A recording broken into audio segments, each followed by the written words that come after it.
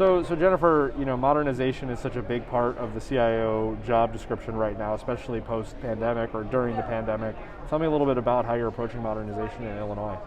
Yeah, it's certainly something that's been on my list for a long time. The state of Illinois has lots of legacy technology, thousands of different applications on just about every type of language and platform you can think of. So it was certainly on our roadmap prior to pandemic, and we really accelerated that in a lot of ways. Gave us that opportunity as we saw how residents really interacted with the state, and we were no longer able to serve them face to face and in that brick and mortar environment as we had in the past. And so the need for our online services to deliver a really great experience for the residents became front and center. And unfortunately, some of that legacy technology cannot handle that, right? It's difficult to scale. It doesn't necessarily work well with trying to integrate new things like chatbots or virtual agents on our phone systems, things like that. So there were some opportunities there right away for us to get into that, and some new things certainly we had to build on the fly really quickly, contact tracing application, things like that. So in some ways it really accelerated for us what we wanted to do anyway, and in other cases I would say the other benefit to this, it really, I think, drove home to the business partners that we work with at the agencies what we've been saying for years, which is this legacy technology is a problem. We need to modernize it, and this, I think, demonstrated very clearly why we've been saying that. You talked a little bit about the online experience, and that's something you just finished a panel discussion on digital services and the State CIO Survey. Tell me a little bit about some of the work that you're doing when it comes to developing that better online experience for the residents. Maybe go in a little more detail about how you're doing it. Yeah, so one of our big initiatives that we, again, was sort of on the roadmap, and we thought we better shift this to the front and accelerate it a little more, was really around identity and access management, and what we're branding as iLogin.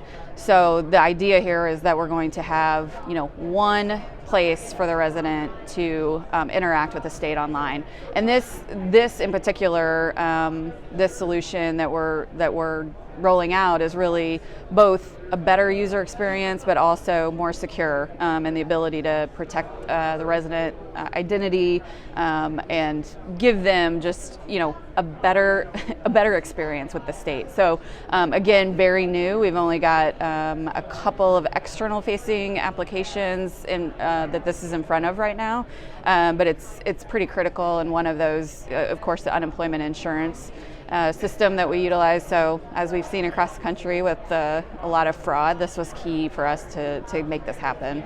What's the timeline like for you as you look out and try to make a plan for the future of these online services that are resident facing? What does that look like? How do you make those decisions, and what are you thinking about? Yeah, so for this in particular, we have made this the standard, right? So our teams know if we're implementing anything new, this becomes the standard front end. Then we're putting together, kind of still in the works, a plan for what's next in terms of retrofitting existing systems. More than likely it'll be, again, where the bad guys go, right, is where the money is. And so it will likely be other benefit systems in the state. And so, one of the other big pieces of the post-pandemic or waning pandemic decisions happen to be around broadband and expanding broadband across the state. What's going on in Illinois when it comes to expanding broadband?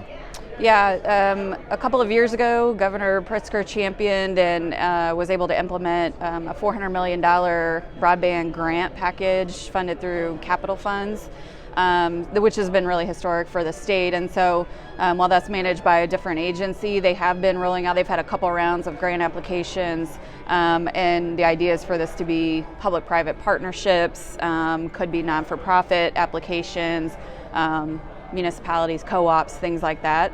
The other thing we're doing, and that came with that, we also received, our agency, DoIT, received $20 million to refresh the Illinois Century Network components, hardware components, And so this is really the state's fiber backbone that we've operated for many, many years.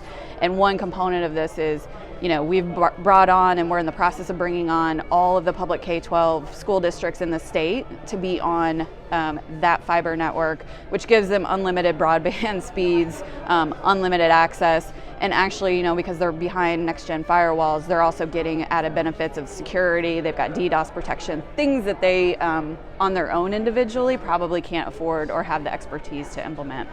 We started the conversation talking about modernization, and the bit about refreshing the network and having that money to do it really rings true. I mean, modernization is this continuing journey. How are you sort of planning, not just for the network, but in general, how are you sort of future planning your modernization efforts? Yeah, I would say, we're trying to think about things, from a long-term sustainability for sure.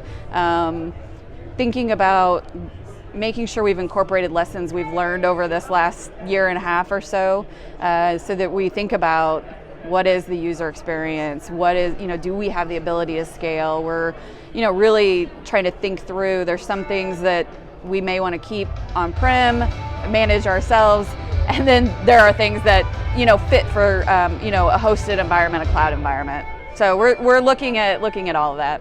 That's great.